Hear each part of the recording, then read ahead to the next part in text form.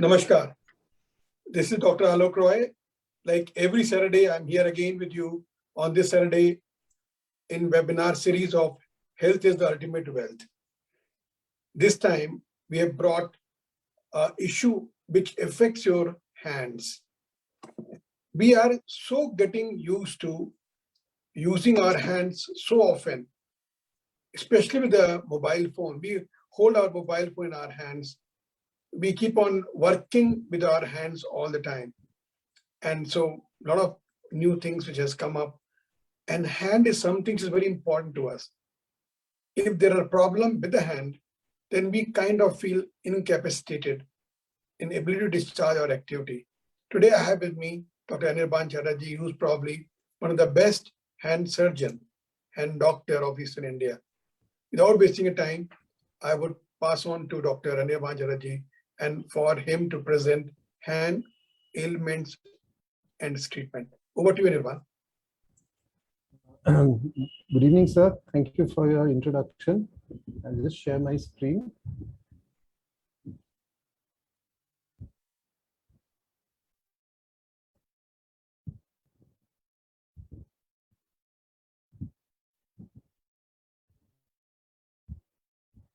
Are my slides audible, visible now?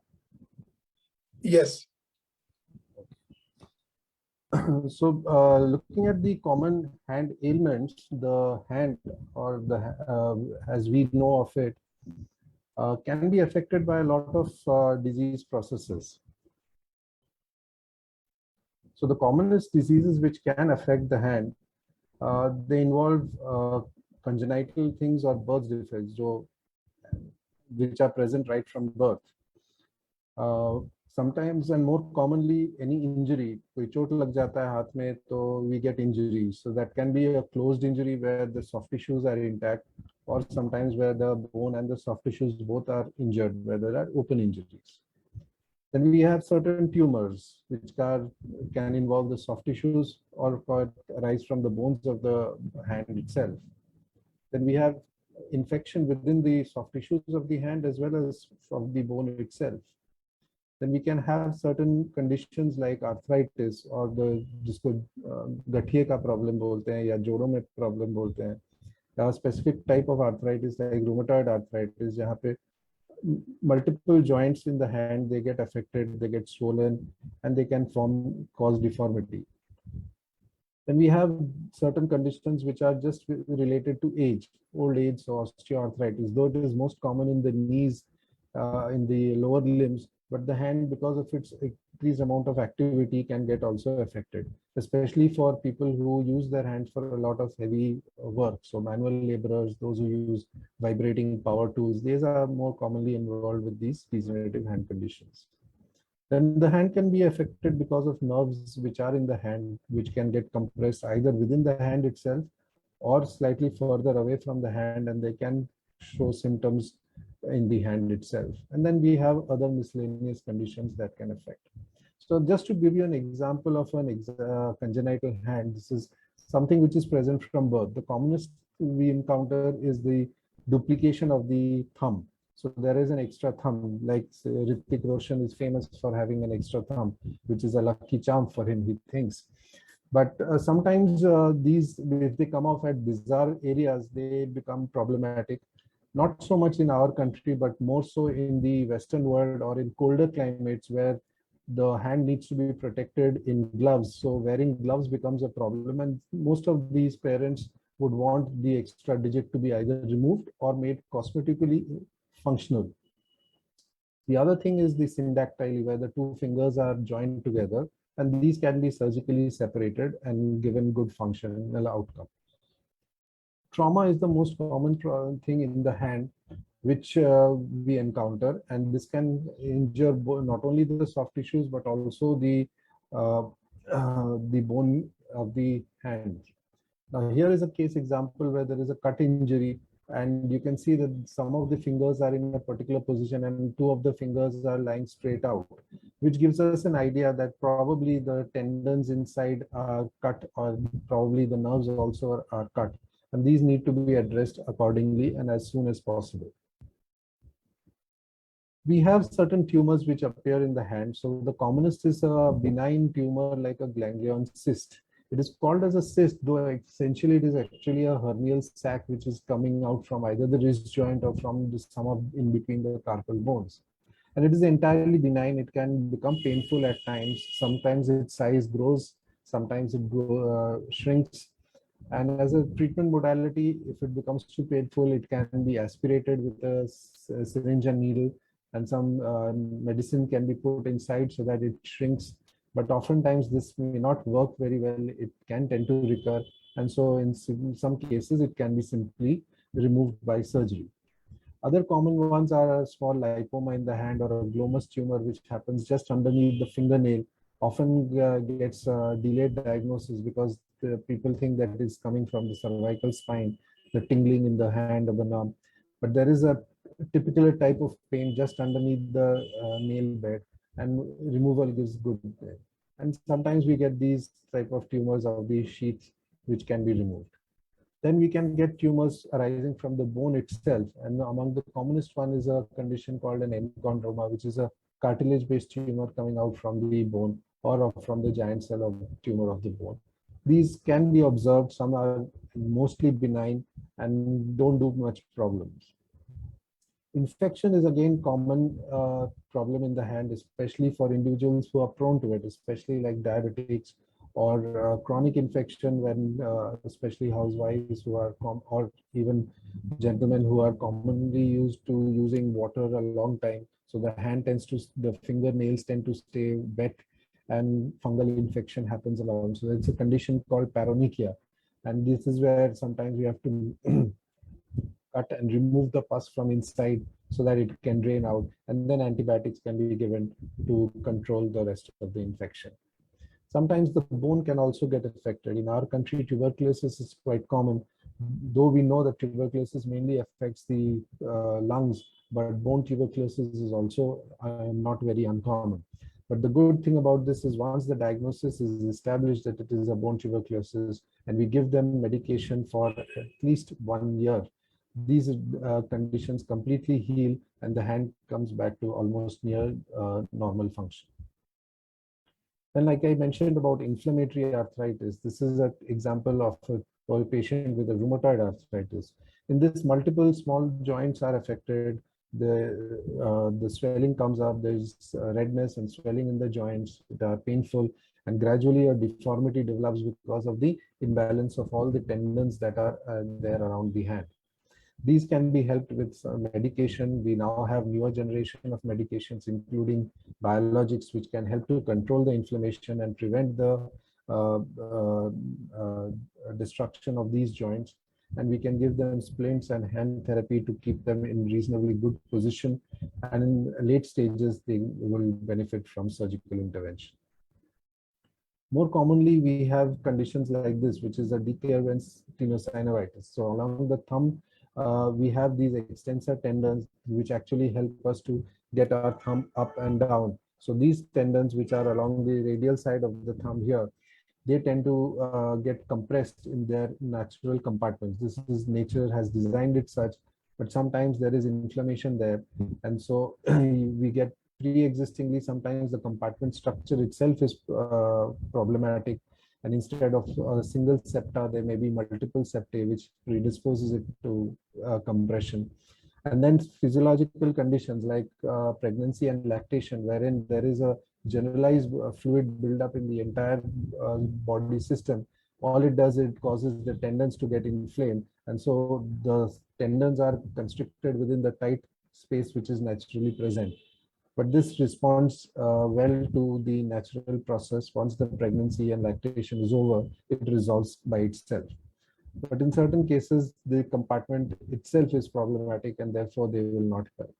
So when we treat them, initially non-operative treatment is the best. So to give rest to the hand, some medicines, anti-inflammatory medicines, painkillers, etc., which we commonly call splintage. So आपको rest देना, and then doing certain exercises which will prevent the hand from getting worse while keeping the functionality of the hand intact. So those are the things which we can try. And then corticosteroid injections can be given locally. These steroids work locally at the site. They don't have much uptake systematically. So the systematic side effects, which are commonly a concern for most people, that taking steroids will give me side effects, these tend to be very minimal. And even the recommendation is not to use these injections for multiple times, maximum once or twice. If they give relief, very good. If they don't, then the person requires a simple surgery, which will be done under local anesthesia. And it is mostly done as a daycare procedure, where they can come in the morning and go back on the same day. And simply the tunnel is released and the tendon becomes free. A similar condition occurs for the fingers on the inside, the flexor tendons, the tendons which help us to make a fist. So on the inside, so the tendons here, which are structures going inside, they also have their own sheath, and they pass through a small tunnel-like structure here, which is the pulley, and that is where it sometimes gets stuck or the tendon gets inflamed, and the finger can get stuck in a position of flexion like this. And when you try and straighten it out, it gets stuck, and you push it, then only it opens up with a clicking sort of a sound, and therefore it's called as a trigger finger or a triggering. Again, certain pre-existing diseases like diabetes, thyroid dysfunction, rheumatoid arthritis, they cause the tendon sheaths to get inflamed, and a chronic process causes the pulley system or the tunnel itself to become thickened, and that causes further repetitive cycle of stress going on in the place and causes it to become stenosed. Again, initially treatment is basically by giving anti-inflammatory medication and analgesics. We can give steroid injections. Again, once or twice we give steroid injections. Almost about 70 to 80% patients respond well just to a steroid injection. Splintage and physio and occupational therapy helps to get the hand back to normal function. If all of these treatment modalities fail, then again a very simple surgery can be done, wherein again under local anesthesia and as a daycare sort of procedure, just the pulley is cut open and the tendon is space is opened up so the tendon can glide easily thereafter, and hand function gets restored quite easily. Coming to a more common condition like carpal tunnel syndrome. This is essentially a compression of the median nerve within the carpal tunnel. So what is this carpal tunnel? The carpal tunnel is a tunnel along the wrist, which is covered by a thick structure or the transverse carpal ligament here. And we have the carpal bones, which form the base of the tunnel. And we've got all these tendons which are coming from the forearm, go into the hand, and they pass through this small narrow tunnel, and the nerve is actually surrounded by this tunnel all around. But sometimes they give when the nerve gets compressed, so it manifests its symptoms, which is tingling and numbness in the area of the lateral 3 digits, so the thumb, the index, and the middle finger mainly, and they have difficulty in pinch and grasp. And in very severe cases, it becomes difficult to pick up objects or even button a shirt.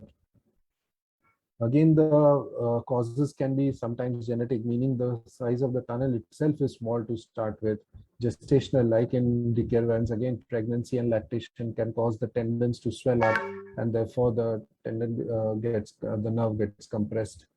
The disease per se, like thyroid or diabetes, can cause the swelling to increase, the tendons to become inflamed, and that can cause compression of the nerve. And finally, repetitive stress, like I mentioned about using a lot of the mobile phones. So a very typical symptom which the patient presents is with that when they lift up their phone and hold it and talk, after some time the hand tends to become numb, or they wake up in the middle of the night with a severe tingling sensation in the hand, and they literally have to jerk their hand multiple times to try and relieve that pain. So when we diagnose it mainly by certain clinical examination, and here you can see a very severe case where the muscles have almost degenerated here and it's become flat. And apart from provocative tests, we can do diagnostic tests like nerve conduction studies, Sometimes imaging like ultrasound, X-rays, or MRI can also be done. And we do blood tests to rule out the associated conditions. In early stages, again, exercises, splints, and some lifestyle modification, workplace ergonomics can help. So using a splint like this while working can reduce a lot of the symptoms. But in late stages, we can give a trial of a corticosteroid injection, and if it doesn't work, then carpal tunnel release again as a under local anesthesia as a daycare procedure can be done. And in severe cases, some tendon transfers can be done to restore the function which is lost because of the compression of the nerve. The repetitive strain injury is something which we commonly encounter as more of a lifestyle disease, and it is not just the hand which gets affected. The back, the upper back, the shoulder, the neck, and we see a lot of young people in the IT sector who come to us being referred as whether they've got cervical spondylitis or not. But at a very young age, it is very unlikely to get cervical spondylitis, but it's merely because of a poor workplace design where we find and faulty posture, which attributes tends to aggravate all of these conditions. And sometimes the use of the mouse itself, the traditional mouse, and now because most people use a laptop, so the laptop is a small keyboard for cramped position, and working like that tends to strain the wrist, the shoulder, the elbows, and the neck quite a bit, especially for somebody who's working for long hours on the desktop or the laptop. So to manage it, the best thing is to do some workplace ergonomics or just make some minimal modifications within the workspace. So this is a picture of what an ideal workstation should look like and what should be the posture in which a person should be sitting. The elbow and the shoulder should be at about 90 degrees. The keyboard and the mouse should be at the same level and slightly below the level of the table on which the stand and the monitor is there, so that it is a seamless movement between the hand and the mouse. Newer products have come up in the market where ergonomic keyboards have been designed, which have an undulating surface so that both the hands are not constrained over a small area and are spread out and are in a more functional sort of position, slightly rotated like this, which is the more functional position, and the person can continue to type for long hours that way without causing much problems. A mouse has been designed, and you can use a small mouse pad with a gel resting surface, which also prevents compression around the nerve for carpal tunnel to develop. Newer mouse designs incorporate a trackball in it, so you use the thumb with the trackball. And especially for people who are using their laptops for gaming, where you use a lot of joystick type of movements. So these vertical type of ergonomic mounts have been developed, which can help to reduce the fatigue. So to summarize, the hand ailments are not very uncommon in our situation. And as we move to more of a IT-based workspace, but important is to early recognize these conditions, do a thorough clinical examination and relevant diagnostic tests. Certain simple lifestyle modifications, workplace reorganization, and exercises and splints can help to correct a lot of these conditions. But if none of these work, then there are medication for some of these pre-existing diseases, and we have surgical remedies which are relatively minor but can give a lot of benefit. I thank you, and I'm open for any questions. Thank you, Dr. Anirban. Dr. Anirban, in your practice, which is the commonest hand ailment? Trigger finger, declarants, and carpal tunnel. These are mostly the commonest ones which the patient presents. Trigger finger and carpal tunnel. Which one is the third one? Declarant synovitis, that is around the thumb tendon, extensor tendon, which gets stuck. So how does that tendon here gets affected? Basically, when we are doing chronic repetitive movements like this, especially when we are typing and all, so the extensor tendon goes all the way around here, and that's where the tunnel is, and that's where it gets stuck and it gets inflamed. So initially we would give them rest and splints to allow the inflammation to settle down. So medication like anti-inflammatories help to settle it down. If that doesn't work, then a couple of steroid injections, but not more than two, because I have seen the other aspect of it also. I mean, I still recollect a patient who came all the way from Agartala, who had had multiple injections and ultimately got fed up and said, okay, I'm prepared for the surgery. But when we ended up doing the surgery, we found because of the multiple injections, the tendon was so badly frayed that it was at the point of just snapping into two. So instead of just having to release the tendon, we ended up actually having to repair the tendon and create a new one. So there are potential side effects with these steroids also, but even the American Association of Orthopaedic Surgeons and the American Hand Society also recommends that up to 2 injections is safe. But beyond that, one should better opt for surgical release. Doctor साहब ये कह रहे हैं कि जो बहुत से हाथ की दर्द में डॉक्टर लोग स्टेरॉइड के इंजेक्शन लगाते हैं, तो कह रहे हैं कि स्टेरॉइड के इंजेक्शन ना लगाएं तो ज्यादा बेहतर होगा, एक बार लगा दें, लेकिन बार बार स्टेरॉइड इंजेक्शन लगाने से टेंडन के घुलने का रहता है, घुसता है, वो डिजॉल्व ही हो जाए पूरा पूरा, वो एक दो अपने हिस्से में टूट जाएगा, फिर आपके हाथ का मूवमेंट एकदम बंद हो जाएगा, फिर इनको और मेहनत करके नया टेंडन वहां लगाना पड़ेगा, which is a large surgery. Doctor साहब, आपने कहा कि ये trigger finger, why you call it trigger finger? Trigger finger का मतलब क्या होता है, और एक थोड़ा हिंदी में समझाएंगे कि ये होता क्यों है? बेसिकली हमारे हाथों में जो अंदर नसें हैं ये रस्सी की तरह है। तो यहाँ पे फोरआर्म जगह पे हमारे मसल्स हैं, उसमें से ऐसे रस्सी के जैसे टेंडन्स जाके हाथ में उंगलियों में जाते हैं। अब आप इसको रस्सी की तरह खींचेंगे तो आपका उंगली इस तरफ मुड़ेगा, और आप सीधा करेंगे तो उल्टे साइड में जो टेंडन्स है वो खींचेंगे तो फिर ये सीधा होगा। अब इन दोनों के बैलेंस में हमारी हाथ ऐसी फिंगर्स बेंड होते हैं और सीधे होते हैं। अब ट्रिगर फिंगर में क्या होता है कि हर एक जो टेंडन है इस जगह से जब पास करता है, यहाँ पे हर एक का एक अलग अलग छोटा सा सुरंग जैसा है। अब सुरंग के अंदर में नॉर्मली थोड़ा सा फ्लूइड रहता है जो तेल के माफिक रहता है, जो इसको लुब्रिकेट करता है, ग्लाइड करने में मदद करता है। अब उम्र के साथ साथ डायबिटीज, थायराइड की बीमारी या किसी कारण से ये फ्लूइड ड्राई होने लगता है, और जब ड्राई होता है तो यहाँ पे फ्रिक्शन जनरेट होता है, और फ्रिक्शन से और इन्फ्लेमेशन जनरेट होता है, तो ये जगह थोड़ा थोड़ा सूजन आ जाता है, यहाँ पे दर्द होने लगता है, दबाने से यहाँ पे दर्द होता है, और किसी किसी पेशेंट्स में हाथ लगाएंगे तो हम लोग समझ में आता है कि वहाँ पे एक गुठली जैसा होता है। अब टेंडन वहाँ पे जब फंसता है तो वो ऐसे अटक सा जाता है। अब आप इसको जोर लगा के खींचेंगे तो कट थोड़ा सा एक आवाज टाइप का होता है, और वो कहते हैं कि बंदूक के ट्रिगर के जैसे आवाज आता है, इसीलिए उसको ट्रिगर फिंगर कहते हैं। पर इसका कोई साइंटिफिक वैसे